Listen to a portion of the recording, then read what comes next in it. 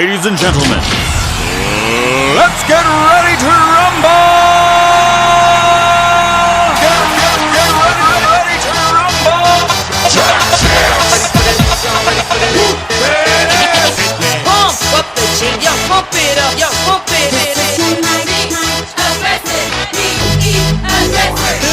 Y'all ready for this? I like to move it, move it. I like to move it, move it. I like to move it, move it. Yes! Nous y sommes, Yes! les gars! Yes, sir! La toute première émission des coéquipiers. Enfin! Comment ça va? Ça va bien. Ça va bien, toi? Yes, sir. Mon nom est William Boivin. Je suis accompagné de Guillaume Asselin, en direct Yes. de la Suisse, avec le fromage Les Alpes. qui a des trous dedans, là. Comment ça va, mon Guy? Ça va super bien. Content de commencer ça?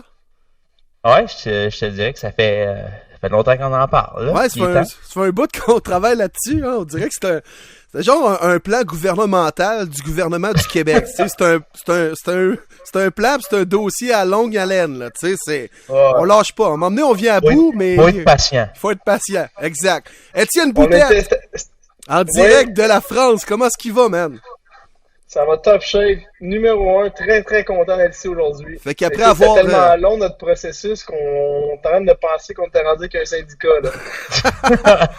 on avait un groupe de fonctionnaires à l'ouvrage là-dessus, puis c'est pour ça que ça avançait pas bien vite, là.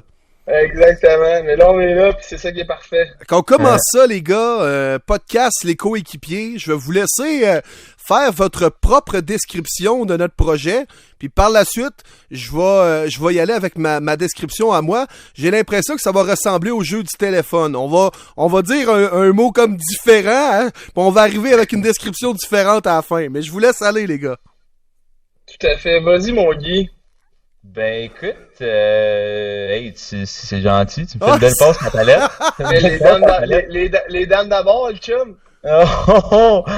Non, mais sans part, je pense que c'est une idée qui est venue comme ça, en prenant une bonne bière, je pense. Les trois, Tout à fait. puis je pense qu'on est des passionnés de sport. On est des passionnés de... Comment je pourrais dire ça? Tu sais, il y a plein de chemins qui mènent à Rome, puis on était témoins de plein de gens, nous-mêmes personnellement. Je pense qu'on voulait parler de cette expérience-là au monde, puis de faire un peu, de montrer au monde. Tu veux dire de l'expérience du hockey, en fait, là, ton Ouais, expérience hockey, à travers ta exactement. carrière de hockey. Ouais, exactement. Ouais, je suis tout à fait d'accord. C'est ça. Puis je pense Puis, qu'on voulait montrer les dessous un peu de... Tu sais, le monde nous voit juste performer quand on joue un match ou un match de football ou un match de hockey, un match de tennis, whatever.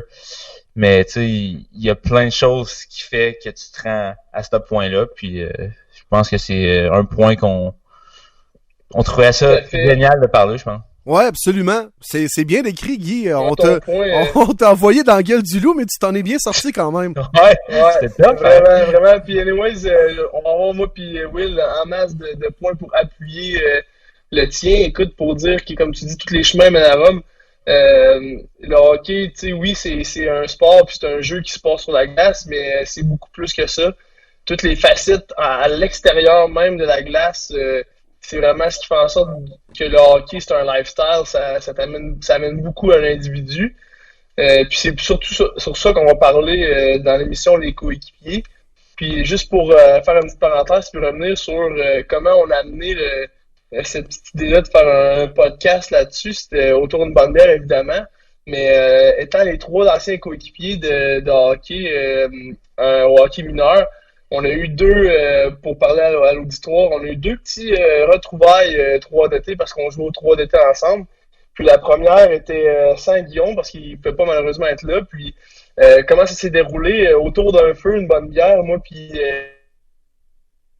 un professionnel au niveau de la radio, il s'est mis à m'interviewer autour du feu. Donc ça a été très très drôle et très plaisant. Puis finalement, lors de la deuxième rencontre, parce que Guillaume était là, on a fait la même chose, puis ça a comme cliqué les trois ensemble. Puis Guillaume qui nous a dit un peu en joke, hey, les boys, vous devriez faire une émission, une interview. Puis là, Will a dit, ben oui, let's go, faisons une émission de radio. Puis moi qui étais là à continuer à dire un peu n'importe quoi, comme un peu les trois. Donc, ça s'est un peu concrétisé comme ça. Donc, c'est un peu l'histoire du début de notre podcast. Exact. Puis finalement, si t'es d'accord, mon Will, à approuver, toi, je pense que t'avais un peu un petit verre de whisky avec moi à la main.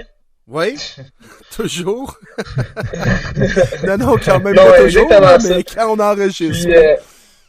Puis c'est ça. Donc, en fait, l'idée de base, c'était de construire un podcast qui parle de tout sauf le sport en soi, vraiment le lifestyle, la vie, qu'est-ce que ça apporte à un individu, parce que je trouve qu'aujourd'hui, le hockey, la fièvre du hockey au Québec est un petit peu en déclin, malheureusement, mais avec raison, parce que, tu sais, c'est des coûts qui sont très exorbitants pour les parents, alors qu'il y a une accessibilité beaucoup plus facile au niveau d'autres sports, puis sauf que le hockey, ça amène tellement des choses, ça amène une grande discipline, la persévérance, un esprit sportif, ça t'amène à t'acclimater à un nouveau milieu de travail, des nouveaux gens, pas nécessairement sous les mêmes valeurs. Ouais, même les Ça, sports en ben, général. Les sports en général, moi j'ai toujours dit que ça Exactement. inculque de très Exactement. bonnes valeurs qui vont te servir pour la vie de tous les jours. Là.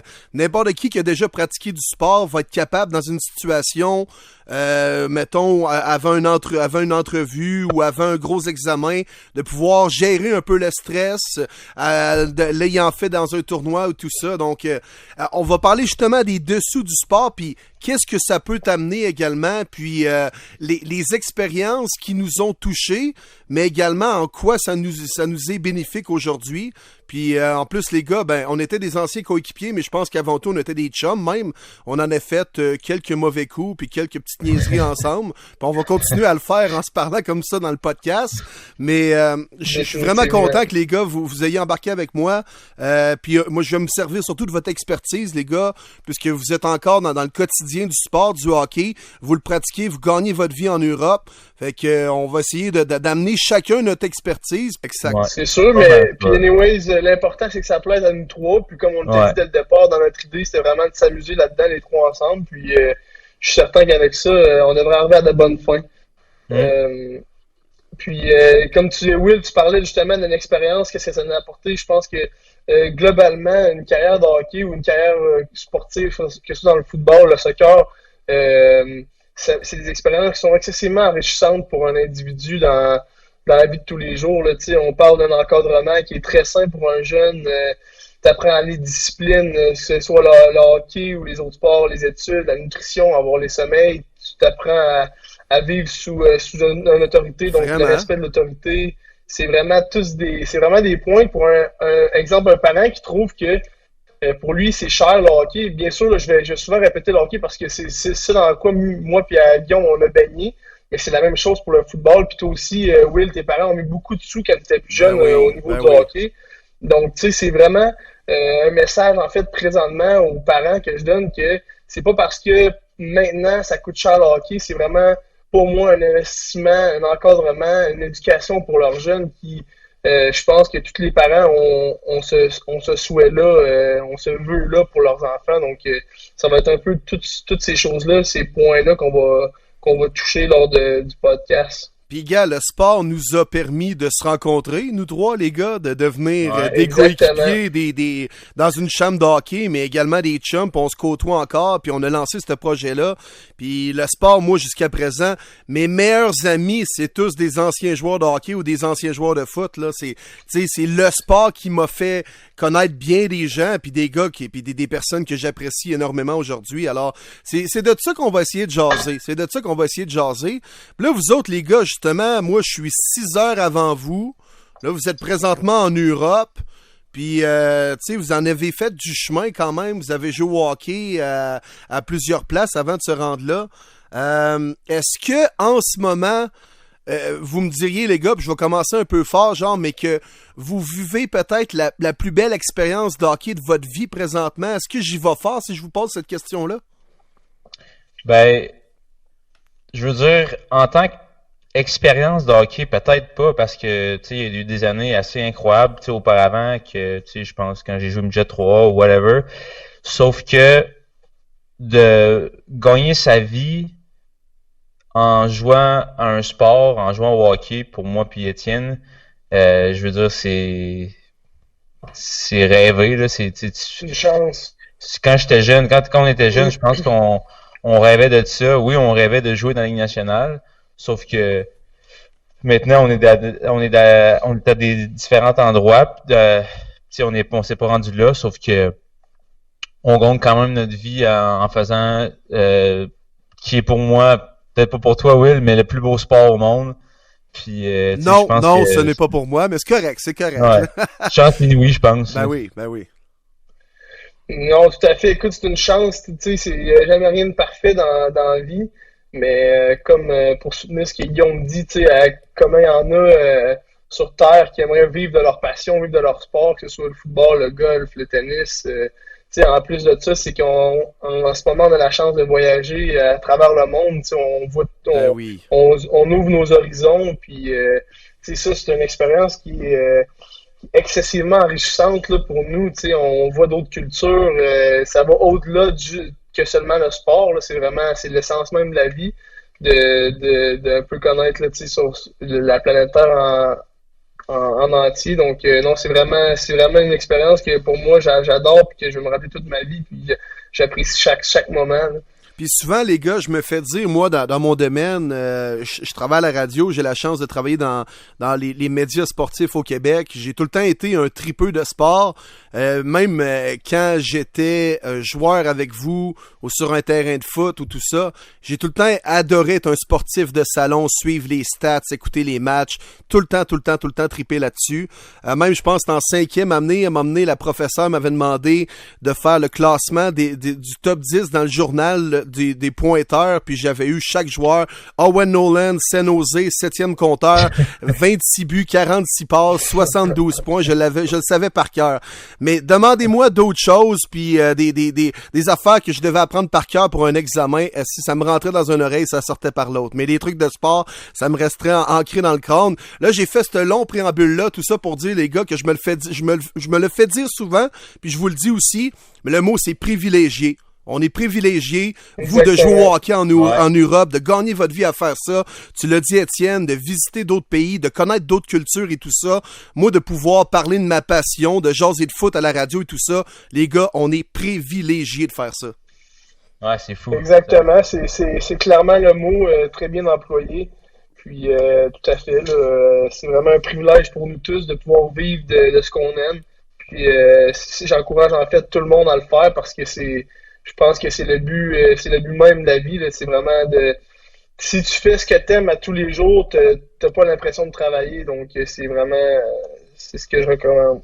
J'ai le goût qu'on se présente un petit peu pour les gens. Là, on a parlé, bon, qu'on est des anciens coéquipiers. Bon, vous êtes des joueurs de hockey, tout ça, nanana. Mais c'est parti de où, ça, cette carrière de hockey-là, les gars? Guillaume, on va commencer avec toi. Parle-moi un petit peu de tes débuts dans le gros hockey, là. Tu sais, à partir du midget 3A, t'as joué, t'as connu beaucoup de succès dans le junior majeur après. T'as joué dans des organisations de la Ligue nationale, participé à des camps et tout ça. Mettons, en prenant pas 35 minutes, là, résume-moi un petit peu là, ton CV de hockey des 5-10 dernières années, mettons. Je vais commencer. J'ai joué midget 3 avec le Blizzard du séminaire Saint-François. On a gagné cette année-là. Je dirais que c'est la plus belle année de ma vie. Avec Serge Beausoleil, Fred Roy puis les autres. Là. Ouais. Puis ensuite, j'ai été repêché 8e au total dans la LHJMQ. Ah, moi, je parle juste à ceux qui sont repêchés en bas de 7. En haut de ça, je trouve ça cheap un peu. Ben, j'étais classé 3e, par exemple. Ah! Il a droppé en plus au repêchage. Ouais, j'ai droppé. Puis j'ai joué 16-17 ans là-bas. C'était super le fun. Sauf que j'ai été changé à 18 ans à Chicoutimi, puis je pense que mes 3 années à Chicoutimi ont été incroyables. Contre Louis Leblanc. Ah! Louis Leblanc? Ouais. Louis Leblanc. L'échange, là, en fait, c'était moi, un choix de première ronde au repêchage qui s'est avéré Charles Hudon contre Louis Leblanc. Donc, alors, Guillaume Asselin puis Charles Hudon contre Louis Leblanc. Sérieusement, en termes de points pour les Saguenay, je pense que les Saguenay ont gagné. Ah, Quoi? Ouais. En termes de points pour les Saguenay, c'était un bon trade, ça? Ou... Ben, je dirais quand même, ouais. Un peu, ouais. Ça ressemble à Patrick Roy contre Jocelyn Thibault, ça, là. C'est... Non, mais sans farce, je pense que sur le long terme, c'est sûr que les Saguenayens ont gagné. Ben voyons, Chris. C'est... Ben, c'est Ah, sûr, tout à fait. Surtout que la carrière n'avait pas été très longue pour Louis Leblanc dans le junior majeur. Non, Non, puis même je dans la pense Ligue que- nationale aussi, ça a été assez court. ouais, mais ça, c'est Montréal. Il est tombé à la mauvaise place. Ouais, vraiment. Il Euh, était un peu victime d'un système déficient. ouais, vraiment, vraiment. Oh, Fait que ouais. c'est le fun, pareil, Guy, de te faire échanger justement contre un ancien choix de première ronde de la Ligue nationale qui avait tellement de pression puis d'attente autour de lui, puis finalement, ben, t'as plus de succès que lui, puis tu y as dormi le pion, là. C'est comme ça qu'on dit en bon français, là. Ouais, mais pour vrai, par exemple, là, je pense que juste de sortir de Montréal puis d'aller jouer tu sais, Montréal, c'est pas une ville vraiment junior majeur. Puis de sortir puis d'aller dans une ville vraiment que, tu sais, Chicoutimi, les Saguenayens, c'est une culture, là, ça fait tellement longtemps qu'ils sont là, puis il y a une histoire à travers ça. Les gens sont tellement sympathiques là-bas. Tout le monde nous reconnaît. Tu sais, c'était vraiment entre les deux, là, même, tu sais, peu importe si j'ai fait plus de points que Louis Leblanc, là, mais c'était juste plus le fun de jouer à Chicoutimi que de jouer à Montréal. Puis après ça, j'ai fait un petit trip en East Coast. J'ai joué, je pense, je sais pas exactement combien de parties, là, je pense que j'ai joué 14 parties après mes 20 ans. Puis j'ai décidé d'aller à l'école parce que je me voyais vraiment pas là. Je me voyais pas faire 10 heures d'autobus puis Manger j'étais comme du un peu- chef boyardi, là, puis du poulet fret, là, puis oh, ouais. Non, je me voyais vraiment pas de même. Puis Marc-Étienne Hubert était mon coach à Chicoutimi. Puis lui, quand j'ai fini mon 20 ans, lui il est parti aussi de Chicoutimi, il est allé à l'UQTR à Trois-Rivières. Puis il m'a appelé, je pense, c'était dans le mois de novembre, qui était intéressé à m'avoir. Puis finalement, je suis allé là. Honnêtement, c'est les 4 plus belles années de ma vie, je pense. C'était incroyable. Je suis allé, je pense, 3 fois au championnat national. Puis avec ça, j'ai eu une invitation au camp des Canadiens pendant que j'étais là-bas. Une autre belle expérience. Ensuite, quand mon université est finie, je suis encore été avec Étienne. On était à Wichita, puis encore une fois, je me sentais, je voyais pas que mon futur était dans cette ligue-là. J'ai été en Slovaquie. Je sais aucune idée pourquoi j'ai été en Slovaquie. Mon agent est arrivé avec ça, puis Belle opportunité, j'imagine. ouais, belle opportunité, mais tu sais, quand t'es jeune, tu te fais dire, tu vas aller jouer en Slovaquie. Ouais, Non, c'est sûr. c'est moi Je qui suis arrivé l'ai là- C'est comme quand moi, à 16 ans, je me suis fait dire j'allais jouer à Rouen-Noranda, là, tu sais. Ah, c'est ça, tu sais, c'est exactement pareil. Là. Et finalement, j'ai joué 2 années là, c'était incroyable. J'ai gagné les playoffs 2 fois. Le monde là-bas, où ce que je jouais dans la ville, qui s'appelait Banska Bystrica. C'était vraiment fou pour elle. Là. C'est vraiment le mot pour décrire ça. Là. 2 années extraordinaires. Puis, Two-time champion. pardon? 2 années champion, quoi. Ouais, 2 années champion. Tu sais, c'est. Hey, ça va- Guy, si on ça va- t'avait, ça va être si toute le la vie. jeune Guillaume Asselin, dans le temps des Diables Rouges, on lui avait dit que il allait jouer 2 saisons en Slovaquie, mettons à la mi-vingtaine, là, tu m'aurais-tu traité de fou ou ben? Ben oui, je t'aurais dit, qu'est-ce que tu dis là, toi? En Slovaquie, yes, T'aurais sir. sûrement dit, moi, c'est dans le show que ça se passe. Ouais, c'est moi, c'est dans le show, ça se compte. Moi, c'est les Bruins de Boston, les Blackhawks de Chicago, ben rien. Mais pas la Slovaquie, mettons. Là. Mais, tu sais, c'est ça, puis tu sais, c'est des chemins, comme on en parlait au début, c'est des chemins qui mènent à. Il y a plein de chemins qui mènent à Rome, puis c'est des expériences que je vais me rappeler toute ma vie. Tu gagnes 2 années de suite, c'est extraordinaire. Les Slovaques qui étaient dans mon équipe, je me suis fait des amis pour la vie. Les importés qui étaient avec moi, encore une fois, je me suis fait des amis pour la vie. Puis non, c'est juste des bons souvenirs. Puis maintenant, je suis rendu en Suisse pour cette année. Donc, je Très dirais cool. qu'en gros, là, c'est pas mal ça, mon parcours au niveau du hockey. Ouais, c'est pas pire. Good job, Guy. C'est tout à ton honneur. Puis j'espère que tu pourras jouer bien longtemps en Suisse. Puis je sais que t'as du fun et tout ça, là. Hey, Étienne, je m'en fais de ton côté parce que Guillaume en a parlé un petit peu de la qualité de vie dans la East Coast. Il en a effleuré quelques mots que, bon, c'était quand il est sorti du junior, c'était peut-être pas ce qu'il voulait. Il est retourné à l'école, puis ça a été la meilleure décision de sa vie et tout ça. Il t'a joué longtemps, Étienne, dans la East Coast. C'est ta première expérience en Europe cette année. J'aimerais que tu me parles, peut-être avant de tes années juniors, comment ça s'est passé dans la East Coast de faire le tour des États-Unis en autobus, puis on se promène pas entre New York puis Los Angeles, hein. C'est des banlieues un petit peu moins recommandables, dans le fond, mais comment t'as trouvé ça? Comment t'as trouvé ça, mon chum? Écoute, j'ai appris beaucoup. C'est des expériences qui sont très spéciales.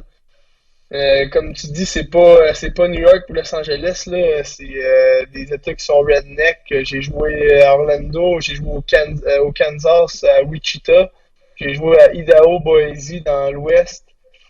Puis j'ai joué au Texas, donc des cultures qui sont excessivement différentes qu'au Québec ou en Europe. C'est Idaho, si tu joues pas au hockey là. Idaho, tu en fait, passes pas là dans ta vie, là, tu sais.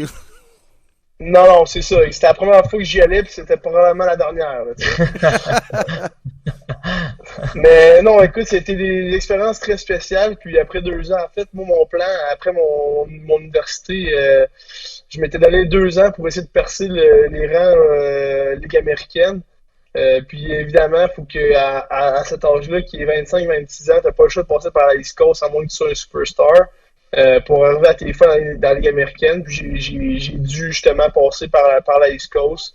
Puis en 2 ans, honnêtement, t'as fait le tour, là. Si tu restes plus que 2 ans dans la East Coast, tu y restes.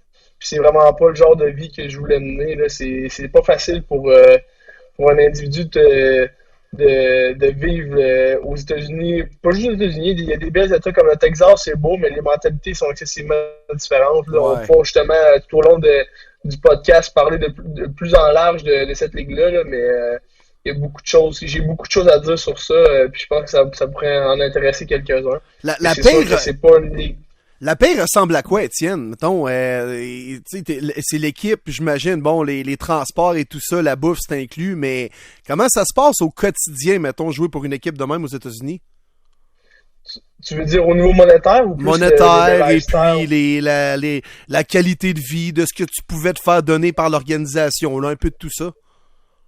Ben écoute, à la base, dans le fond, comment les East Coast fonctionnent, la plupart des équipes, les propriétaires sont pas propriétaires d'une équipe East Coast parce qu'ils sont fans. Ils sont fans de hockey. Ils sont propriétaires parce que justement, c'est comme exemple donner de l'argent à des Une fondation, quasiment. Puis... Exactement. Ouais. Donc, c'est une façon pour eux de sauver de l'impôt. Ouais. C'est une dépense pour eux. Donc, eux autres, ils ont un budget, puis ils peuvent pas dépasser ce budget-là, sinon ça monte dans une trop grosse dépense, puis ils maximisent pas leur relevé d'impôt, Ouais. Je comprends. leur déclaration d'impôt. Donc, c'est vraiment un peu, à la base, les propriétaires sont pas impliqués dans le hockey pour les bonnes raisons. Bon, donc, ça fait en sorte qu'on est il y a des organisations qui te restreignent beaucoup au niveau encadrement, tu sais, que ce soit au niveau équipement, nourriture sur les road trips. Comment ça marche, c'est que tu as un per diem. Le per diem, c'est une allocation que tu as à toutes les fois que tu es sur la route qui est de 43$ par jour. Donc, je sais pas exactement c'est quoi les allocations par repas. Donc, c'est peut-être 9 pour le déjeuner, 15 pour le dîner, puis 20, souvent 20 pour le souper. Okay, mais souvent, ils vont te manquer d'un peu d'argent ils vont te donner 40$ ou 39$, puis déjà à la base, les salaires, c'est pas énorme. Tu joues pas dans la East Coast pour l'argent, ça c'est certain que non. Tu joues pour l'opportunité, tu joues pour la passion. Donc c'est à la longue des petits détails qui sont très irritables, puis qui a fait en sorte que pour moi c'était vraiment plus avantageux en Europe pour les raisons que je vais énumérer ou que j'ai déjà énumérées, tu sais, que ça pour le lifestyle, la qualité de vie, le voyagement, je vois des nouveaux pays, une nouvelle culture, puis il y a beaucoup moins de matchs. Tu sais, dans les East Coast, on parle de 70 games, il y a 3 lignes, 9 attaquants, 6 défenseurs. Ouais. Ça joue encore du old-time hockey, il y a du 2, 3, 4 5 bagarres par match, ça se tape sa gueule en bon québécois. Désolé de mon langage, mais tu sais, ça vient qu'à 26-27 ans, là, c'est dur sur le corps, puis tu mets ton focus ailleurs, puis tes priorités sont ailleurs. Là. Ah ouais, par bout, là, il y a des matchs dans la East Coast, ça ressemble aux Chiefs de Charlestown dans Slapshot, là. Ah, carrément. Écoute, ça a beau être drôle, mais c'est la réalité, tu sais, des bagarres générales dans les warm-up parce qu'il n'y a pas de ref. Moi, j'en ai vu une puis un autre, là. C'était à coup de crosse des airs pour empouler mon français de France présentement, là, mais c'était dangereux, là. Mais là-dedans, t'as des gars genre de 28 ans qui chérissent encore le rêve de peut-être jouer un jour dans la Ligue nationale, tu sais. Ces gars-là, à un moment donné, il faudrait leur dire « Hey, buddy, c'est parce que tu seras pas le prochain Dustin Byfuglien. » là. Ouais, non, ben c'est ça. Mais ces gars-là, souvent, c'est qu'ils ont eu un peu trop de tapes à la gueule puis ils sont un peu déconnectés. Hein, fait que quand ben tu les dises, là, lui, il part en rue puis il dit « Good one, bud! » Fait que tu mets ton focus ailleurs puis écoute, tu roules ta bosse, mais justement, ça, à un moment donné... Si t'as moins vraiment une tête sur les épaules, tu changes de chapitre assez vite. Là. Fait que est-ce que je pourrais déduire en quelque sorte que là, en te retrouvant en Europe pour la première fois, tu vis le hockey européen, tout ça en France, à Gap, hein, c'est ça, Étienne? Ouais, exactement, pour les rapaces. Les rapaces! Oh! Mais quel rapace! Ou quel rapace! Ouais! Allez, les bleus! Allez, les bleus! Hey, retrouves-tu le feeling que t'avais un peu dans le hockey junior que tu vis en ce moment en Europe, mettons? Ouais, tout à fait. Comme Guillaume disait, avec les Saguenay à Chicoutimi, on se fait reconnaître dans les marchés, à l'épicerie. Les supporters sont vraiment derrière nous, ça crie tout le long du match. Puis l'amphithéâtre n'est pas seulement la plus grosse, mais la majorité du temps est pleine. Donc c'est vraiment plaisant de jouer avec cette ambiance-là, de rejouer avec cette ambiance-là comme j'avais vécu au niveau junior. Hey, je veux finir sur la East Coast, les gars, là-dessus. Guillaume, garde ton point, je te lance la POC après. Mais pour en finir sur la East Coast, là, je veux que vous me nommez, les gars, là, un gars chaque, là, le gars le plus fucké que vous avez vu dans la East Coast League. Là. Le gars, c'est un malade, sa glace, c'est un bizarre, c'est... Le plus fucké, mettons, mentalement, ou... Ouais, tout, le full package, là. Le joueur, la personne, l'être humain, tout, là, le plus fucké. C'est une bonne question, ça. Ah, parce qu'il y en a beaucoup.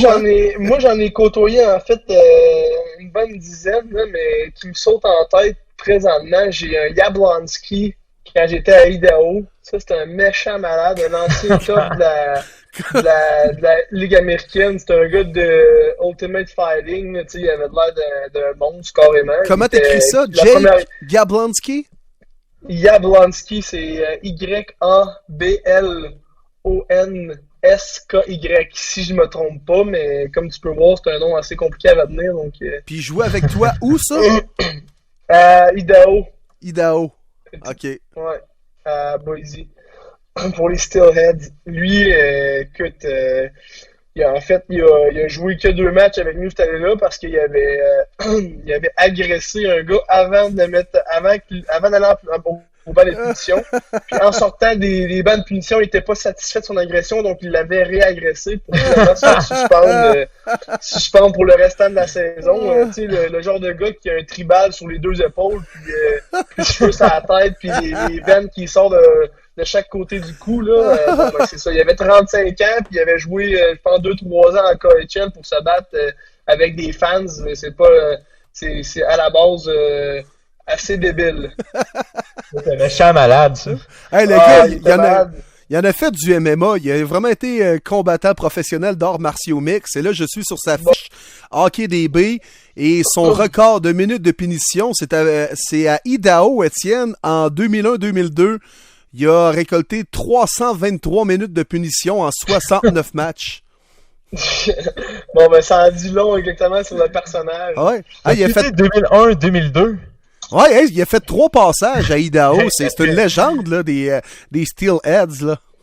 Quand tu dis qu'il y a un gars, il va mourir, là, dans East Coast, là, c'est exactement ça. Ça n'a pas de sens, là. Le gars est allé chez ça 2 saisons dans la KHL. Il a 174 minutes de punition en 16 matchs. Ouais. Puis, mais sinon, c'est un excellent teammate. Écoute, j'étais très, très, très content de l'avoir de mon côté, pour être bien honnête. Ouais. Ah, c'est sûr, Ah, hein. il a joué un match avec les Blues quand même en 2003-2004. Ouais, il a quand même une bonne carrière de dur à cuire. Ah, il peut dire que c'est un gens- NHLers, il peut dire que c'est un LHLers. C'est un NHLer. Ouais, Ah ouais, il y quand a une même. couple de games de plus que moi dans le show. Que moi aussi. Ouais, c'est une de plus que moi aussi. Ah ouais. Good. Ouais. Jeremy Yablonski, 6 pieds 1, 2,35, une face de tueur. Et Ah ouais. en carrière, Ça il pas a de sens. 12 914 minutes de punition. Un vrai de vrai goon. Ouais, c'est vraiment la définition même d'un goon, là. C'est... Au début, la première journée quand je suis arrivé dans la chambre, moi j'avais à ce moment-là 21 ans, je sortais tout juste du junior majeur. Je venais de signer un contrat avec les Stars de Dallas. Puis j'avais été recalé au niveau de la East Coast. J'avais serré à la main.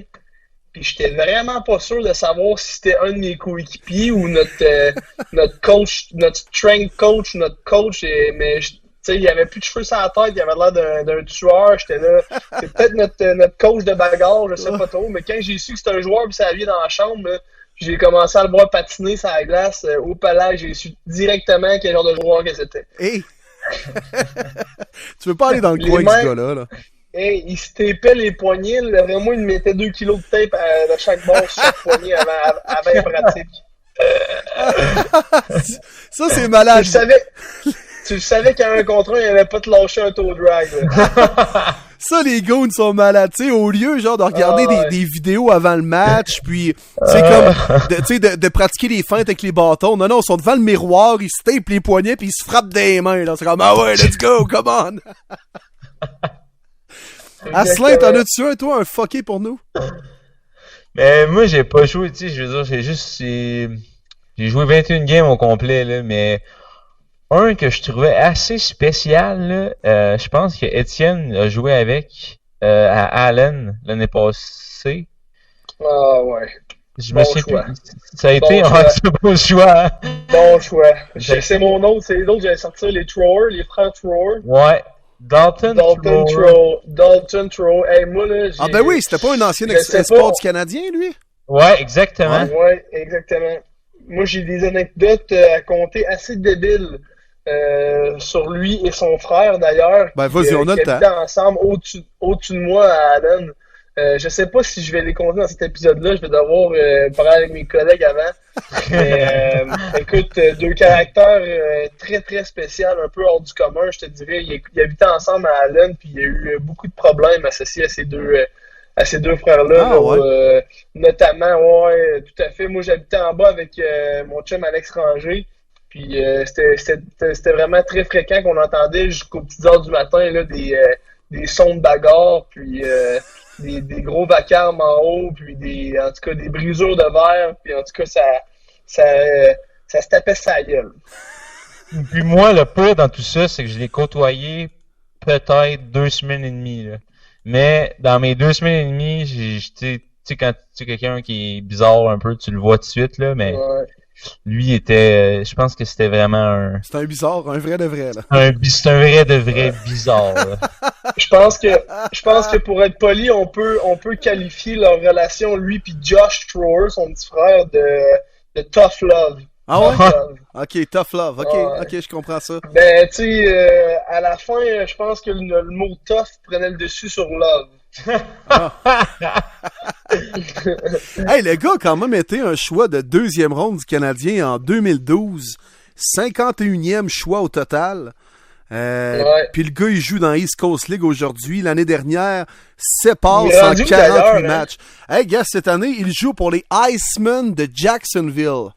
Ah ouais, ben c'est ça, eux autres, l'année passée, il y avait Garrett Hunt comme capitaine.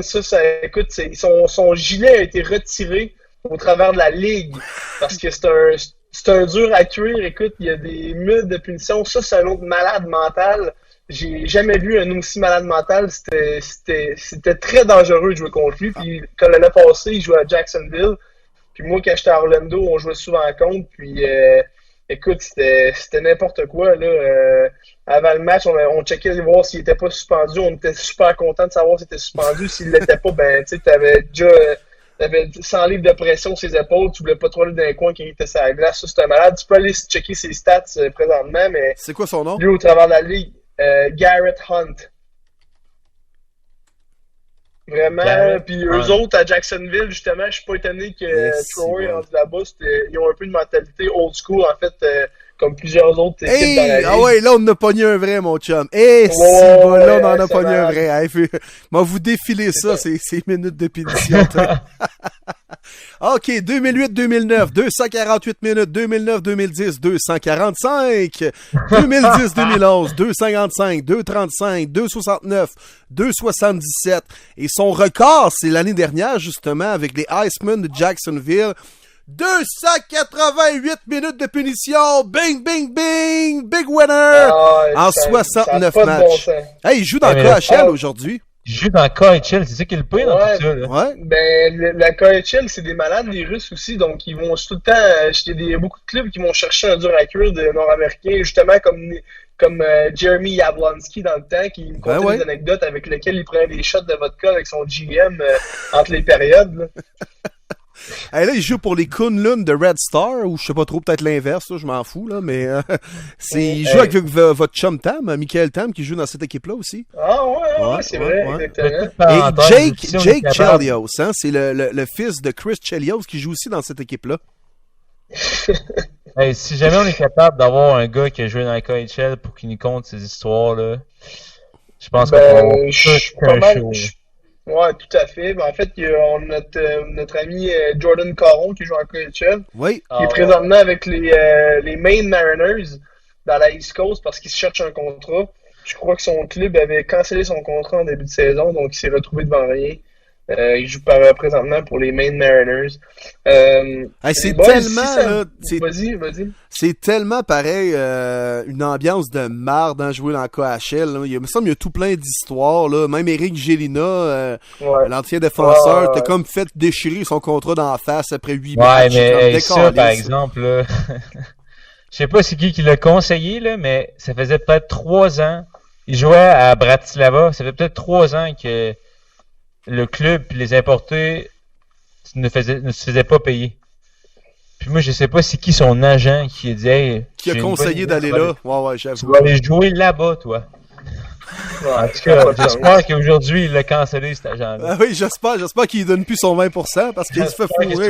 J'espère qu'il il dit fuck you ton 6%. Sérieusement, là. Tabarouette. Ah, mais un autre excellent choix du Canadien, hein, Dalton Trower en 2012, deuxième choix, là, sérieux, c'est encore une fois, là, Trevor Timmins, toutes mes félicitations. Good job. Ouais, mais moi, je pense que c'est vraiment, tu sais, comme tu voulais, je te dis, c'est un gars spécial, là, je pense que niveau de sa tête, là, je pense pas que ça l'a aidé. Ben non, mais c'est ça, mais tu dois faire tes devoirs avant, là, comme recruteur, faut que tu connaisses la personne au grand complet, là, au-delà du joueur de hockey. Entièrement d'accord. Tu sais, Vraiment. il y en a qui sont forts entre les deux oreilles, puis tu sais que, mettons, s'il y a de la pression ou s'il y a quelque chose à surmonter, un défi, ben il va juste être meilleur.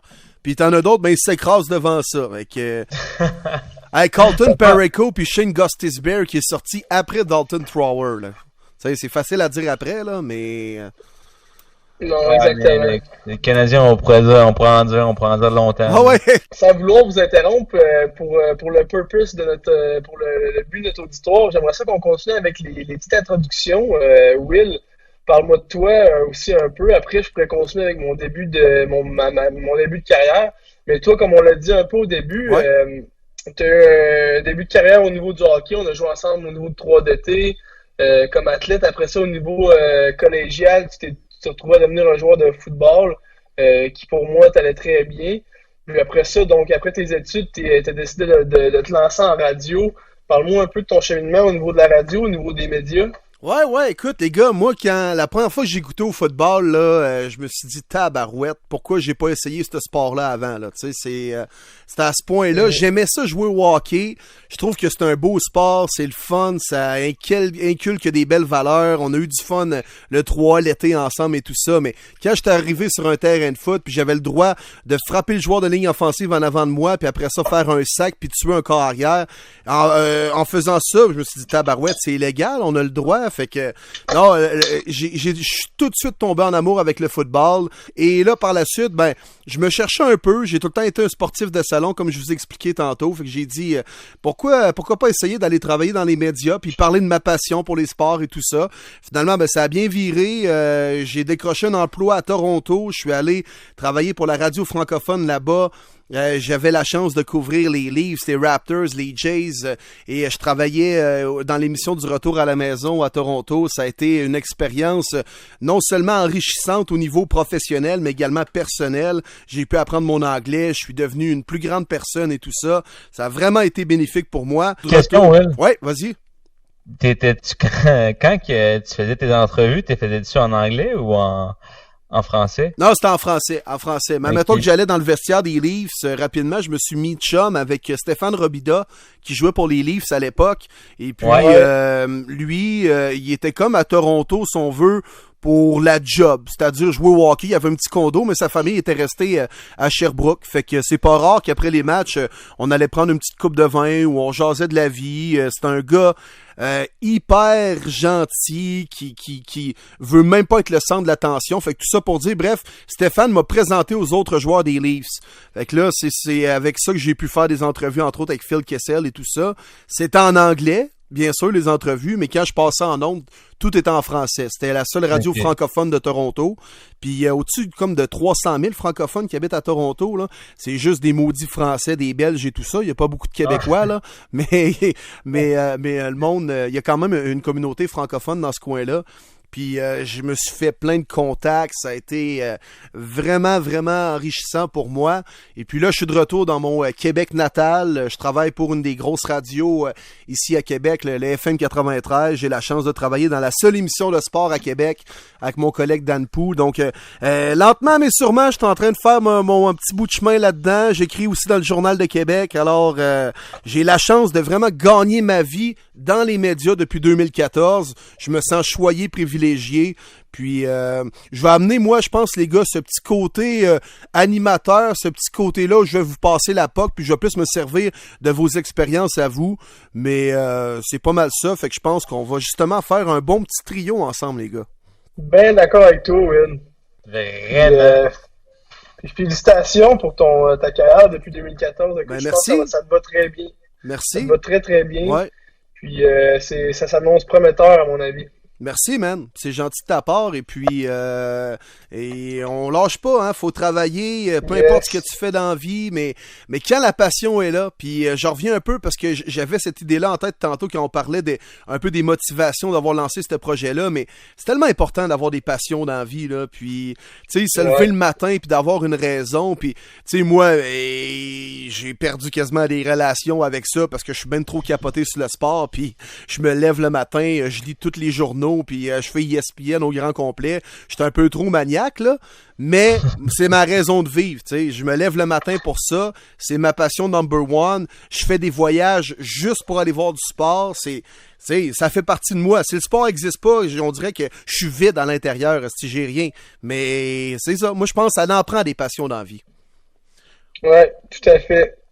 Tout à fait. Parce que les passions, tant qu'à moi, amène des rêves puis des buts, des intérêts. Donc, exact. Si t'as pas de passion, t'as pas de rêve, t'as pas d'objectif, t'as pas de challenge, puis c'est ce qui fait, pour moi, que t'as une petite flamme à l'intérieur de toi qui te pousse à évoluer puis justement à agir en fonction de tes passions, tes buts, tes rêves. Puis moi, un peu comme vous, les gars, probablement, je dis ça sans même vous l'avoir demandé, mais moi, j'avais pas le goût d'une job ou j'ai pas le goût de travailler actuellement parce que ça se peut quand m'emmener le métier m'apporte à faire autre chose, mais peu importe là, c'est que moi j'avais pas le goût d'un emploi où le dimanche soir t'es en tabarnak parce que tu sais que le lundi matin tu rentres à la job pour la semaine puis tu comptes juste tes heures pour le prochain dîner puis la prochaine pause. Puis moi les horaires de 9 à 5 là, avec une pause à 10h15 puis la sandwich au ballonné à 12h30 là, c'était vraiment pas fait pour moi. Puis je suis content de pas travailler dans ce beat-là, si on veut. Là. Ouais, il y a tellement de monde qui sont comme ça, là, qui, comme tu dis, là, que le dimanche, là, ça arrive le lundi, ça leur tente pas, puis tu sais, des fois, oui, t'as pas le choix, là, mais quand t'as un rêve, puis tu veux, je pense que c'est ça qu'on veut parler, là, comme Étienne disait, t'as un rêve, tu veux aller chercher, ben, tu tu fais tout pour atteindre ça. Puis je pense que si tu fais ça dans ton travail, puis tu vas être accompli. Puis Comme vous, les gars, actuellement, là, T'es heureux. vous avez pas l'impression de travailler, là. Non. vraiment Non, pas. du tout. Pas Non. du tout. Le seul moment, honnêtement, que j'ai l'impression de travailler, c'est quand on est à l'arena puis on a collé une coupe de défaites de suite puis l'ambiance à l'arena est un peu mortuaire. Là, j'ai un peu plus l'impression de travailler. Mais sinon, en temps normal, là, on est ici pour les mêmes raisons que toi à la radio, mon Will. On est ici pour le plaisir puis pour pas sentir les journées passées. Puis quand on se fait payer pour quelque chose qu'on aime faire, ben c'est le fun aussi, là. Ouais, c'est vraiment pas Fait- plate. Ça. C'est la petite cerise sur le Sunday. C'est pas pire ça, mais Étienne, on va y aller de ton côté. Là, on est allé à gauche, on est allé à droite, on a reculé, on a avancé, Yes. mais là, on va y aller de ton côté. Parce que Guillaume m'a parlé de ses années à Chicoutimi, mais toi, t'en as vécu des belles années à Rimouski aussi, là. Ouais, exactement. En fait, pour reculer un petit peu plus en arrière, pour le même départ que Guillaume, moi, j'ai joué au midget 3, mais du côté de la Rive-Sud avec les commandeurs. J'ai fait mon école secondaire en 2-3 au niveau du séminaire Saint-François, mais vu que j'étais du territoire de la Rive-Sud, j'ai dû partir pour aller vers Lévis. Donc, j'ai joué à 15 ans pour les commandeurs pour me faire repêcher ensuite, par la suite, à 16 ans, deuxième ronde avec les Huskies de Rouyn-Noranda. Une surprise pour moi. Puis en fait, je me rappelle quand je me suis fait repêcher par les Huskies, je m'étais retourné vers mon père pour lui dire, j'ai dit, c'est où ça, Rouyn-Noranda? J'avais C'est où ça? aucune idée. C'était probablement le seul club. Puis à ce moment-là, mon père, en fait, c'était le médecin général de la Ligue. Puis c'était le médecin-chef des Remparts de Québec. Donc, je connaissais en quasi-totalité la Ligue. Mais Ouais. il me semble que j'avais aucune idée de c'était qui les Huskies de Rouyn-Noranda. Mais mon père avait eu des très bons mots au niveau d'organisation puis au niveau du coaching staff. Donc, de me faire repêcher en deuxième ronde, pour moi, c'était un petit accomplissement d'un rêve. Donc, c'est ça, je suis parti, j'ai fait mon départ vers Rouyn-Noranda pour y jouer ma première saison à 16 ans, pendant que Guillaume était à Montréal. Finalement, durant l'été suivante, en vue de me préparer pour mon repêchage de Ligue nationale, finalement, rendu au draft, je me suis fait échanger dans l'échange des 3C, donc Cormier, Cornet et Caron, Oui. en direction vers Rimouski. Puis eux, ils s'en allaient à Rouyn-Noranda. C'était une très, très grosse échange pour finalement c'était- passer 3 ans c'était et demi. giga, ça. Ouais, très, très gros échange. Je pense que c'est un échange qui a duré 3-4 ans, là, des Ouais. futures compensations, tout ça. Là, Exact. on pense entre autres à des Alex Aymon, Jérôme Gauthier-Leduc, Alexandre Mallette, Michael Baudry, Marc-André Bourdon, les 3C, Mathieu Dopod. Ah ouais. C'est ce qu'on appelle dans il le va jargon, s'en là, suivre. un blockbuster trade. Ouais, en fait, tu m'en apprends une bonne, mais ça fait beaucoup de sens. Non, fait que c'est ça, finalement. Écoute, je m'étais attaché beaucoup de cœur avec Rouyn-Noranda. Tu sais, bien évidemment, j'avais une famille de pension qui était exceptionnelle pour moi à 16 ans. C'est pas facile de quitter la maison à 16 puis de te retrouver à 12 heures de la maison, là. Non, c'est ça. Donc, c'est ça, j'étais prête pour une autre saison à Rouen. Mais finalement, de me retrouver à Rimouski, une organisation prestigieuse de la Ligue, ça a été, tu sais, je pense que ça a été un plus. Là. J'ai été très chanceux de tomber dans cette organisation-là. Puis finalement, passé 3 ans et demi là-bas, j'ai vécu des très belles expériences. J'ai notamment eu 3 invitations dans des camps de la Ligue nationale. J'ai malheureusement pas été repêché après avoir été listé 4e ronde au repêchage de 2010 à Los Angeles. Mais j'ai eu une invitation avec les Stars de Dallas pour après ça, l'année suivante, aller avec les Flyers de Philadelphie, les Canadiens de Montréal, puis retourner et signer un contrat avec les Stars de Dallas après mon année de 20 ans. Donc, ça ressemble pas mal à mon parcours. Sinon, à 20 ans, à Noël, j'ai été échangé au mois de novembre de Rimouski à Gatineau pour un petit conflit d'intérêt au niveau de l'organisation. Écoute, j'étais un vieux joueur, puis Gatineau avait besoin de mes moyens. Donc, pour moi, ça a avéré une année très tremplin pour moi. Écoute, j'avais le célèbre Benoît Groux comme entraîneur, puis Ouais. il a été excellent pour moi. Il m'a vraiment il m'a fait éclore comme joueur, je te dirais. Il est vraiment allé exploiter mes qualités. Puis il a fait en sorte que j'ai vraiment beaucoup développé mes défauts. Donc ça a vraiment été une belle année de tremplin pour moi. Puis Très après bon. ça, je me suis retrouvé au niveau d'Ice Coast avec un contrat à un volet dans la Ligue américaine avec les Stars de Dallas. Malheureusement, je crois que au niveau maturité, je n'étais pas encore tout à fait là. Donc ils m'ont redescendu chez les rangs East Coast. Puis il y avait vraiment un line-up à la défense très, très complet. Au niveau des Texas Stars dans la Ligue américaine. Donc, je suis allé à Boise. J'ai joué 25 rencontres. Ça allait super bien, mais malheureusement, il me donnait pas le temps de glace que je méritais. Écoute, il y avait des joueurs qui étaient beaucoup moins bons que moi. En termes de stats, j'avais 10 points en 25 matchs, puis j'étais dans les plus, alors que d'autres vétérans étaient beaucoup moins flamboyant que moi. Puis à ce moment-là, en plus, mon chum Guillaume Asselin, notre chum Guy avec qui on parle présentement, il avait déjà pris la décision de retourner chez les rangs universitaires. Donc, je m'en tirais en disant que ça m'a pas joué dans la tête. OK. Donc, à ce moment-là, j'ai moi aussi décidé de retourner dans les bancs d'école pour y faire mes études, parce que j'étais un bon étudiant et l'opportunité était belle pour moi. Quel Donc, exemple, j'ai passé mes... Ouais, quel exemple, mon Guy, je vais toujours suivre tes pas. Non, mais honnêtement, c'est vraiment pas une décision que je regrette et que je ne regretterai jamais. En fait, j'ai vécu des années incroyables à McGill pour les Redmen. Puis ça m'a vraiment fait grandir en tant qu'individu. Je changerais absolument rien à ce que j'ai fait. Puis finalement, il y a 2 ans, j'ai gradué. Je suis retourné au niveau professionnel. J'ai joué, comme je disais tout à l'heure, au niveau de la East Coast pour essayer de jouer quelques matchs dans la Ligue américaine, ce que j'ai été capable de faire. Donc, pour ça, je suis quand même content. C'est un petit accomplissement individuel. Là, j'ai joué pour le Rocket de Laval 2 matchs, puis 2 matchs avec le Stockton Heat dans le club ferme des Flames de Calgary. Donc, c'est ça. Puis aujourd'hui, Bravo. je suis en Europe, en France, pour y vivre le rapaces. rêve européen. Exactement. Un fier membre des rapaces. Exact. Des Ah, mais- rapaces de Gap. Ah ben c'est à moi de te lancer les fleurs, Étienne. Bravo, man. Puis pour tes matchs dans la Ligue américaine, là, dis-toi que t'étais à peine à 10 défenseurs d'être un membre de la Ligue nationale. Là. C'est quand même pas rien. Ouais. Là. Ouais, un gros merci. Non, c'est une belle petit accomplissement que je garde en fierté à l'intérieur de moi. C'est sûr que j'aurais aimé ça que ça se prolonge, mes parcours dans la Ligue américaine, mais écoute, c'est vraiment une business. On va avoir le temps d'en reparler là, de toute la gamique nord-américaine du hockey.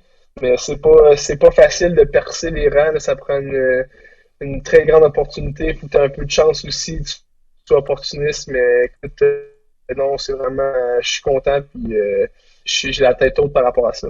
OK, les gars. Mais Vas-y. c'est une Guy. business, hein. Ben oui. Pardon? C'est une business incroyable, hein, quand tu y Ouais, penses. c'est terrible. Ouais. Quand Ça- t'es là, puis Euh, tu te rends compte à quel point c'est une business. Ça tient à Il y a si beaucoup peu de de- choses. Hein. La différence, mettons, entre je joue dans la Ligue américaine, je joue dans East Coast, ou même j'ai une chance de jouer dans la Ligue nationale. Là. Ah, c'est Ouais, incroyable. Mais c'est vraiment que c'est fou comment est-ce que il y a beaucoup d'aspects en dehors de la game qui devient en dehors de ton contrôle. C'est un peu ça qui est déplorable finalement, là, que tu te tannes assez vite. Là, tu sais, si t'as pas la chance que tu mérites, puis il y a beaucoup d'incontrôlables qui deviennent soi-disant irritables là, pour ta carrière, puis ça fait en sorte que tu t'écœures un peu de la game en soi. Hey, moi, les gars, j'ai une surprise pour vous. Mais Oh. tout juste avant, ouais. tout juste avant, je vous écoutais, puis je vous ai demandé tantôt le joueur le plus fucké que vous avez côtoyé et tout ça. C'est le fun, Ouais. on a googlé ça, j'ai eu du fun en mentionnant le nombre de minutes de punition et tout ça. Mais là, j'ai le goût de savoir le joueur le plus talentueux que vous avez côtoyé, là. Que ce soit une pratique, un camp avec l'équipe de la NHL, de la East Coast, peu importe, là, n'importe quand. Mais le joueur le plus talentueux que vous avez vu, soit que vous avez affronté ou soit que vous avez côtoyé dans une pratique ou quelque chose du genre. C'est une bonne question, ceci. Ah, mais. Ok, ouais, je comprends. Mais si, mettons que je dis que j'ai joué avec, tu sais, pour l'avoir côtoyé assez longtemps, là. Puis de voir que jour après jour, pour contempler son talent, Moi, c'est même pas un joueur, c'est un gardien de but, moi. OK, ben vas-y. Ah ouais. C'est Jake Allen. Ah ouais, Jake Allen. OK, Qui OK, joue pour les intéressant. Bleus. Ouais, moi, ce gars-là, je le trouvais tellement talentueux là, dans les buts, c'est incroyable. T'as joué avec le Junior de Montréal, hein? Ouais, exactement. Puis, tu sais, on faisait un morning skate, un entraînement le matin avant notre partie.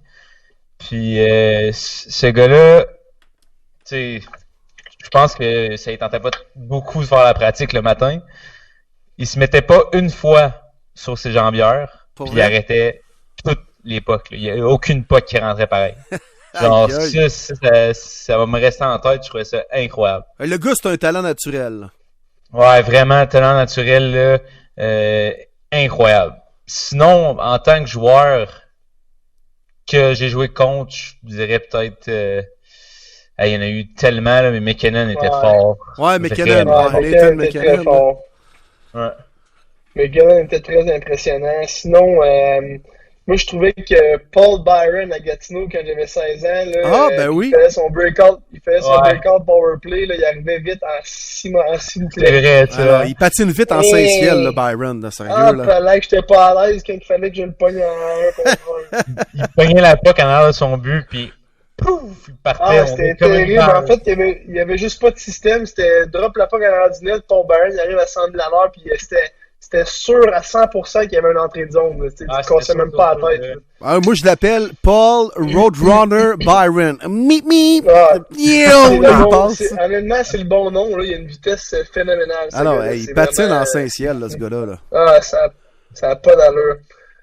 Sinon, moi, j'ai quelques petits joueurs, des joueurs pas nécessairement qui c'est des vedettes aujourd'hui dans le national. Ah, mais là, j'en veux pas des 22, joueurs- là. J'en veux un qui était marquant, là. T'en veux juste un? Ah oui. Un marquant, là. D'abord, un qui m'a marqué juste par sa présence, parce que c'est une légende, c'est c'est notre fameux Jaromir Jagr, quand j'étais au camp des Flyers de Philadelphie. Ah, ben oui, t'as côtoyé le grand ouais. Jagger. Ben, C'est côtoyer, incroyable, c'est un ça. grand mot, là, mais tu sais, dans le vestiaire, je le croisais, puis c'est sûr que j'y ai serré la main, là, mais sans plus.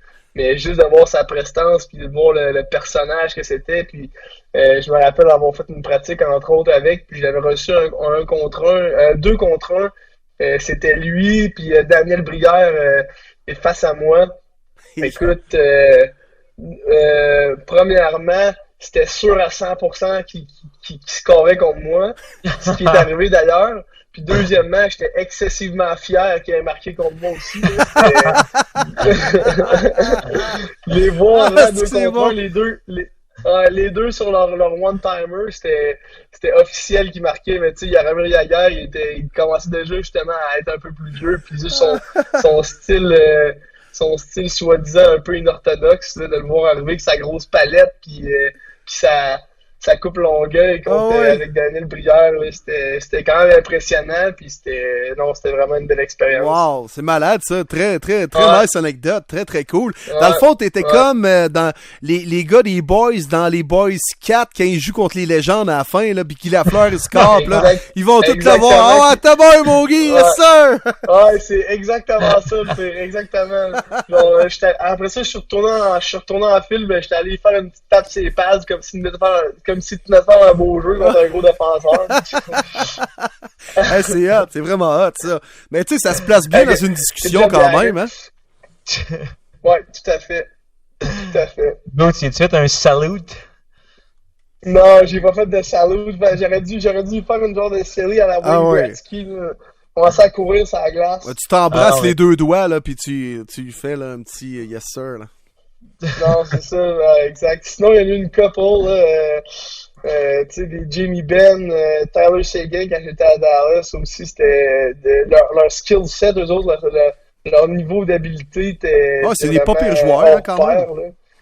Ouais, ben oui, c'était quand même impressionnant aussi. Puis tu sais, ces gars-là sont tellement confortables, là. Sergei Gonchar était là, un gentleman. C'est juste que ces gars-là, c'est facile pour eux autres. Tu sais, ils l'ont pas gagné, ils sont pas nés de même, ils ont travaillé pour, mais tu sais, leur confiance qu'ils ont, la facilité à faire des exercices, puis non, c'était quand même impressionnant, là, puis il faut que tu te forges un caractère, là. Ouais, puis c'est ça, c'est impressionnant de voir ces gars-là, mais quand t'es côtoies un peu, puis je sais pas que je les ai côtoyés, mais tu te rends compte que c'est des gars comme toi puis moi, puis comme tout le monde. Tout à fait. C'est le fun que tu le mentionnes parce que c'est exactement ça. Tu sais. Puis je pense que c'est un point qui est vraiment important quand tu vas à des camps nationales comme ça parce que sinon tu te laisses intimider, mais tu réalises que c'est un petit gars comme toi puis moi qui va aux toilettes, qui fait ses besoins, qui mange, qui crie, qui parle. C'est un humain comme un autre. Là. C'est juste que leur niveau d'habileté, c'est pour ça qu'ils font partie de l'élite de la Ligue nationale aujourd'hui. Exact. Puis souvent, ces gars-là, puis peu importe le sport, là, puis tu sais, on est là, ouais, mettons, tu sais, LeBron James, là, il est né avec une grosse charpente, puis il est né pour jouer au basket. C'est vrai, Crosby, il est né pour jouer au hockey, tu sais, c'est un talent naturel, ça, en quelque sorte. Mais souvent, ces gars-là, c'est les gars qui mettent le plus d'efforts à l'entraînement. Ils ne négligent rien, là, tu sais. Tom Brady, mettons, une bonne alimentation, je prends soin de mon corps, je vais m'entraîner. Oui, j'ai du talent à base, mais si je fais pas l'effort supplémentaire, je serai pas le best player in the world. Fait qu'eux autres, ils font l'effort pour être le best player in the world. Oui, c'est une question de talent, puis ils font les sacrifices.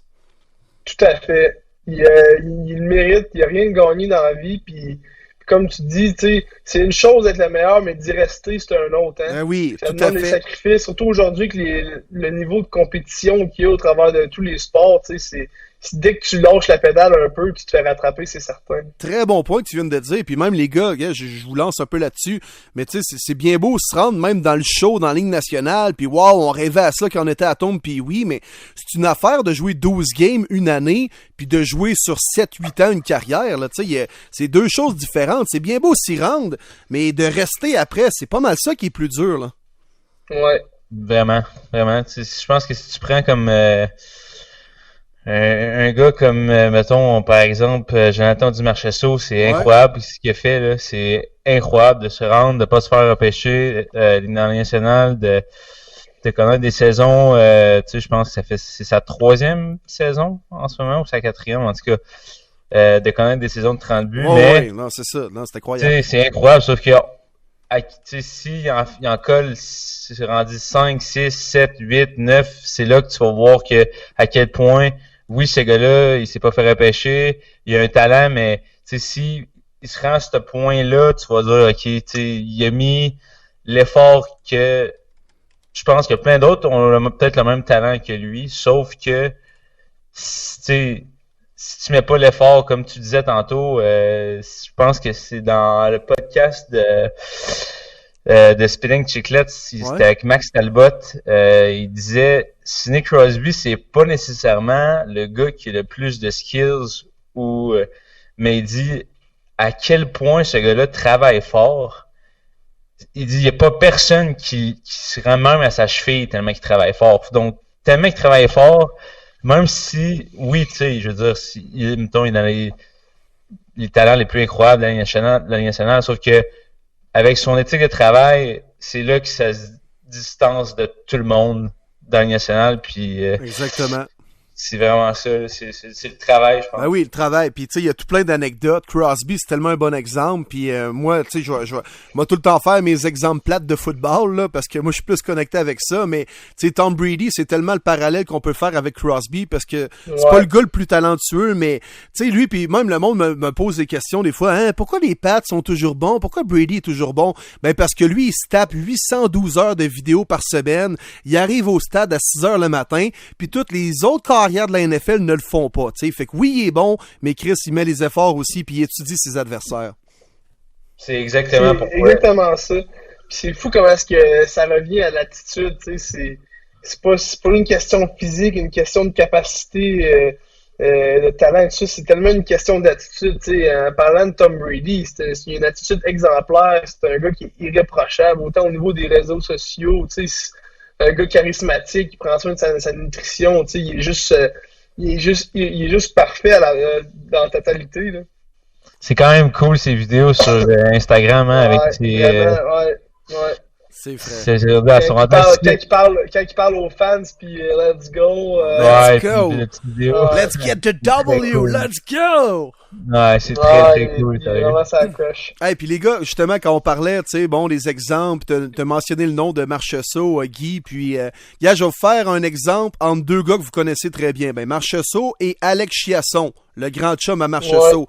Mais Chiasson est un choix de deuxième ronde dans la Ligue nationale. Première saison quasiment complète, fait 35 points avec les Stars. On se dit, wow, crème, tu sais, il vouait un bel avenir.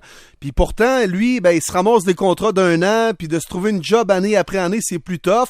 Tandis que Marchessault, la machine a démarré plus lentement, mais là, c'est un gars de 2 premiers trios dans la Ligue nationale, puis il score 30 buts par année, puis n'importe qui le prendrait dans son équipe. Fait que tu sais, des fois, la durée puis les perceptions, hein, c'est pas où t'as été repêché ou ce que t'as fait il y a 5 ans. C'est es-tu capable de perdurer puis es-tu capable de jouer pendant de nombreuses saisons. C'est pas mal plus ça que j'ai été un choix de première ou de 8e ronde au repêchage. Exactement. Tu l'as très bien résumé. Ouais, le choix au repêchage, ça reste, c'est un choix. Tu sais, si tu fais choisir premier, deuxième, troisième, deuxième ronde. Tu sais, là on parle de John. C'est juste un nombre, là. Après ça, il faut juste que tu te rendes dans cette partie-là. Puis quand tu es rendu là, ben, faut que tu sais, comme, mettons, quand tu l'as bien dit, tu sais, John, ça a été un peu plus long, mais maintenant, il a son contrat, il est établi. Tu sais, c'est un joueur que tu veux pas affronter parce qu'il peut la mettre dedans tout le temps. Fait que, tu sais, le repêchage, je pense que c'est un nombre. Après ça, c'est là que le vrai travail commence. Ça serait le fun d'y parler dans le podcast à John, d'ailleurs, hein? Ouais, ben, ça pourrait être, peut-être. Peut-être, une petite surprise. Très bonne possibilité. Non, justement, je pense qu'en fait, on a oublié un peu de le mentionner en présentant les buts du podcast, mais juste pour être certain que le message passe, là, le but, c'est vraiment, si vous êtes d'accord avec moi, c'est d'inviter d'avoir des invités spéciaux à chacun de nos épisodes pour qu'ils nous parlent de leur expérience au niveau du hockey, puis leurs recettes gagnantes, finalement, qui leur ont permis d'avoir du succès. Pas nécessairement au niveau du sport, parce qu'on sait qu'on va avoir des invités qui exemple, ont beaucoup de succès aujourd'hui, mais pas nécessairement en tant qu'athlète, en tant que joueur de hockey ou en tant que footballeur, mais juste au niveau professionnel, que ce soit nutritionniste, kinésiologiste, au niveau de la business, de l'administration, mais qui va avoir des bons reportages à faire pourquoi sont devenus les individus qui ont aujourd'hui grâce au hockey. Ben, c'est ça. C'est ça. Je pensais que ça l'avait coupé. non, c'est mais non, exact. Je pense qu'on va couper anyway, ce petit bout de silence-là. Mais non, voyons. Non, faut pas. Il y a moins de malaise quand même que dans Mike Ward sous-écoute, là, c'est pas pire, là, quand même. C'est vrai qu'il y en a une couple Mike Ward sous-écoute, hein. Hey, j'en ai écouté 2-3, là, pis c'est rempli de malaise. C'est des malaises à profusion. profusion. De fois, t'es genre, voyons, ils vont-tu parler? Ouais, ça rit pas, il y a un gag, on rit pas, c'est... Ah, c'était quand même drôle, par exemple. Mais, ouais, je suis entièrement d'accord. Donc, John pourrait être sensiblement une première invitée vedette. Oh! Tu lâchais de même, là, en primeur. En fait, mais c'est ton chum à toi, Guillaume, donc en fait, le flambeau te revient. Ah, ben moi, je pense qu'on va garder la surprise. Ok, c'est bon, non, c'est on va regarder. C'est good. Stay tuned. Stay tuned, exactement. Tout à fait. À l'écoute. C'est bon, ça. Tout à fait. Bon, c'est-tu l'heure de votre surprise, les gars?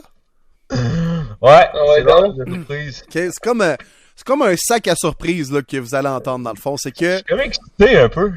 Comment? Je suis excité, ouais. Oh oui, non, je te dis, c'était mieux d'être excité, mon assis, c'était mieux. J'adore les surprises. Non, mais c'est que c'est comme un sac à surprise. Tu sais, des fois, là, t'ouvres le sac, puis là... C'est de la style merde. Ouais, c'est ça, mais des fois, il y a des barres de chocolat, des fois, il y a des bons suçons, puis tout. Ou des fois, il y a un restant de suçon vert à la lime, là, qui goûte pas bon, là, puis... Très ordinaire. Des vieux bonbons secs, là, tu sais, fait que... Je pense qu'il va y avoir des affaires qui vont vous satisfaire, mais il y en a d'autres qui vous satisferont pas aussi. Là-dedans. Je suis comme un peu perspicace. Ok, on commence avec qui? Une genre de surprise à la boîte de Crackle Jack, là. Ouais, c'est un peu ça. Mais sans les Cracker Jacks. C'est ça. Là. C'est de tout manger, mon esti. Exactement. Tu me connais, hein? Tu me connais bien, hein? Ah, OK, fait que là, j'ai un montage audio de mon ami Étienne Boutette puis de mon ami Guillaume Asselin. Fait que là, il y a des bébelles là-dedans. C'est un sac à surprise. Ok. Fait que ça peut être des barres de chocolat comme des crises de vieux suçons verts à lime. Là. Il y a de tout. Il y a de tout là-dedans. Alors, qui est l'heureux élu pour débuter tout ça? Ouais, je vais y aller avec Étienne, moi. Étienne, OK. Ben, moi- longtemps, j'ai dit, OK, allons-y. Et que ça va être... Ça sonne entrevue junior major en anglais, tant qu'à moi. OK, on va écouter ça. OK, on y va. Ça a pas de bon sens. Boutet came up from Rouen. I think I'm efficient. Come in. All right, here's your. I'm very glad you won that fight, Matt. But I'm not impressed by your performance, and I look forward to fight you in the near future. Efficient, yes, and Take a kayak! my consistency. Take a kayak! I have to improve that match after match, and Take a kayak!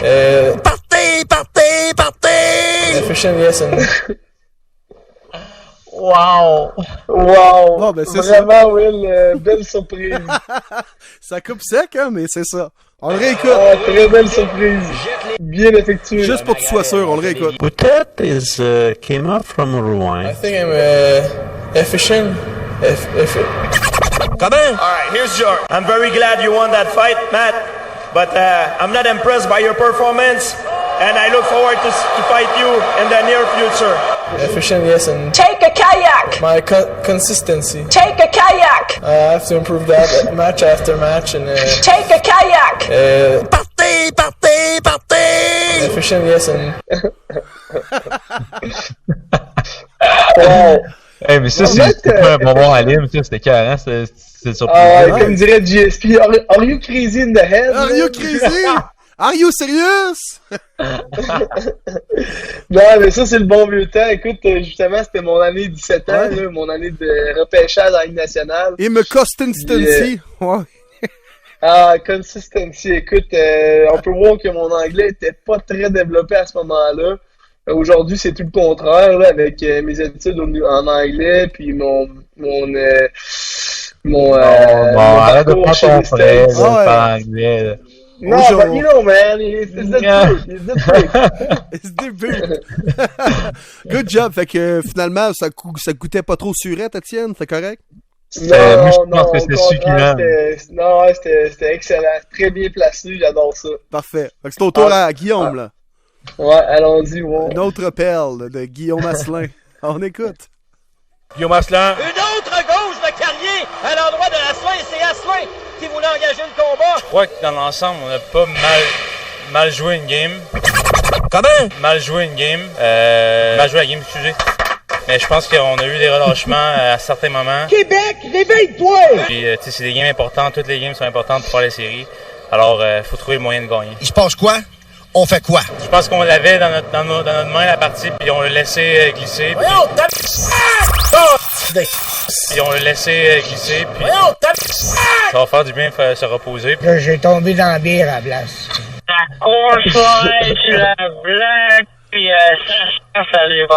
Ça va faire du bien de se reposer. Là, j'ai tombé dans la bière à la place. Mercredi, ça va être une très grosse game face à nos rivaux. Vous vendez quoi? Une autre gauche de Carrier à l'endroit de Asselin, c'est Asselin qui voulait engager le combat. Et voilà! Wow. Bravo! Guillaume Wow. Asselin. J'ai eu de la misère, cette entrevue-là. Incroyable. Ça n'avait pas été facile. Non, j'oserais pas dire ça, là. C'est.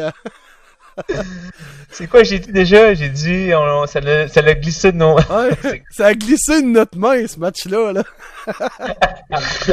Oh, wow. Hein? Ouais, c'était pas pire. Merveilleux, Will. Beau montage, belle surprise. Ouais. Ouais. Pas pire, hein? Ouais, ouais. Ouais, J'aime j'espère bien qu'on va en que trouver un c'était- pour toi, par exemple. Ouais, c'est ça, podcast, non. ouais. Là, je ferais pas mon maudit malhonnête, là. Genre, je ris de vous, je fais des montages, puis tout ça, puis moi, on présente rien, là. Fait que je suis allé repiger dans des affaires pas trop glorieuses que j'ai déjà fait. Ben, tu sais, Wow. tu sais, j'ai pas toujours été bon de même à la radio. Non, mais je suis même pas bon. Je suis même pas bon encore. Fait qu'imagine-toi comment j'étais mauvais au début, là. Fait que... me donnerais Sous-estime-toi pas trop, mon frère. Mais, non. Mais tu sais, au début, là, on réécoute des affaires qu'on faisait à l'école ou des premières entrevues, là. Et, crime qu'on a honte, là. C'est mauvais, là. Vas-y donc. Vas-y donc. On va écouter un genre de début d'entrevue, là, que j'ai déjà fait il y a plusieurs années, là. De retour à Par-Ici-la-Sortie à Choc FM 105.1, les Argonauts de Toronto joueront leur premier match à Toronto ce samedi face aux Rough Riders de la Saskatchewan qui sera en visite au Centre Rogers. Pour nous en parler, je rejoins le secondaire numéro 40 des... Ouais, salut! Alors, on est de retour, là, et on va aller voir, là. On dirait que t'es en train de commenter un match de soccer des Marseillais. Oh ouais, je lis une feuille. Et bonjour, on est de retour. Oui, alors, bonjour. Comment allez-vous? Il fait 18 degrés Celsius. Oui, bonjour, ici William Boivin à Chic FM 105.1. Par ici la sortie à Choc FM 105.1. Oh, wow. Bon, les boys, wow, bel premier épisode, quand même. Ouais. Quand même est le mot-clé. Oh, ouais, tout à fait. Hey, mais ça prend une première à tout, hein? Ben oui, exact. Un beau petit résumé de nos parcours professionnels, les boys, puis je pense que c'est prometteur, puis les prochaines vont être de mieux en mieux.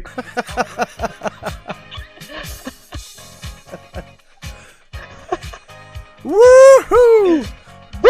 Bon! Merci d'avoir été là, les gars.